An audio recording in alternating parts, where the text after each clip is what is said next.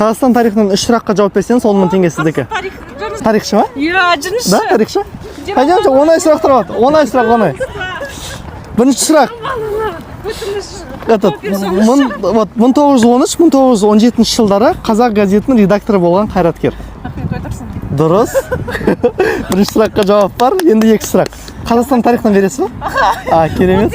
Мектепте ма? Тексеріп алайықшы. Все, давайте. Так, Міржақып Дулатұлының 1913 жылы Казанда жарық көрген романы. Бақытсыз жаман. Дұрыс. Екінші сұраққа жауап бар.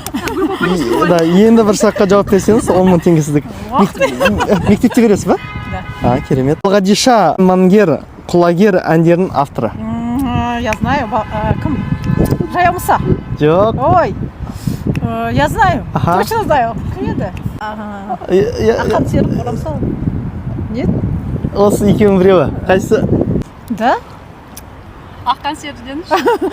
Жарайды, Ақан сері Қорамсалы. Точно ма? Да. Даже отчествосын біледі екен ғой.